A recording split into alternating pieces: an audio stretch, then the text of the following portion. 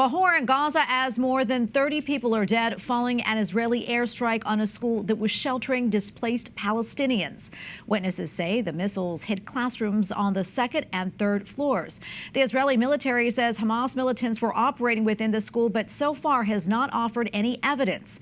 A spokesman from the State Department said Israel is obligated to do everything possible to minimize civilian harm, but reports of the deaths of several children show that, quote, the results aren't where they need to be. And here with analysis is Buer, a retired Marine colonel and helicopter pilot who flew hundreds of missions in some of the most dangerous areas in the world, including in Iraq and the Gulf, Persian Gulf, that is, and Somalia. And he is also the author of the book, The Ghosts of Baghdad. Colonel Buer, great to have you back on the show. We appreciate it.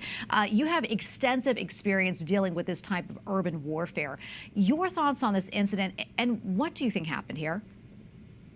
Well, it's always difficult to tell. Initially, there's always a jump to conclusion. The real issue in Gaza is you're looking at 300 plus miles of tunnels that Hamas has built over the last 15 years, and it intertwines the entire city. It does go through hospitals and schools, and they know it.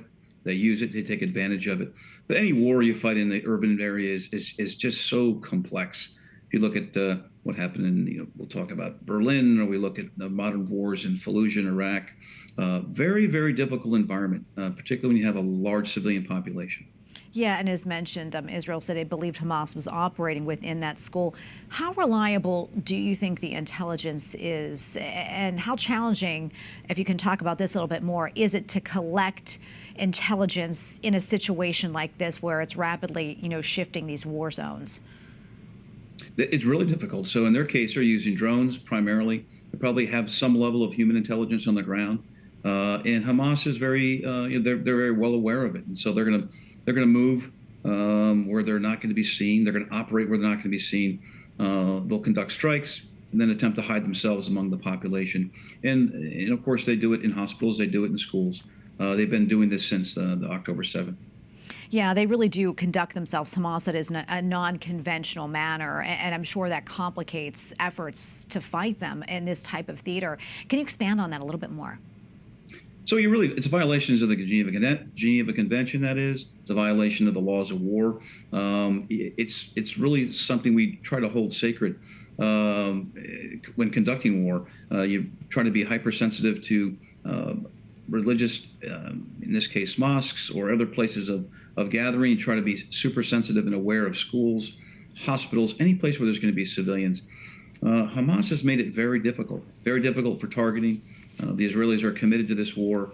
And so what they're doing is they're looking for those Hamas planners. And I think they will report in the near future that they were successful in taking out some of the Hamas planners. But, tragically, they were doing that and operating inside a school under the blanket of the UN. Yeah, almost out of time here, about a minute or so left. But as you know, there's a ceasefire proposal on the table right now. How likely do you think it is that both parties will come to an agreement and this fighting will end? And what do you think needs to happen in order to stop this bloodshed? So there's going to be an end to it. I mean, there's going to be some type of negotiated settlement. It will eventually come to an end. The Israelis, I don't think, will be satisfied until they get the leadership. We saw that in the 1st of April when they struck targets in Damascus. We see this now as they continue to go after Hamas. They just, they cannot find a way to live with these terrorists that, attacked again on the 7th of October. So it's going to be outside influences. It'll be the Saudis, the Emiratis. It'll be the Omanis, we hope, will come in and get their neighbors together and find a way to have a negotiated settlement. It's really going to be up to Hamas if they want this settlement to last. And it's going to be up to the Israelis to show some restraint as they get to the negotiating table. Oh, Colonel Buer, great to be with you as always. Thank you so much for your analysis. We appreciate it.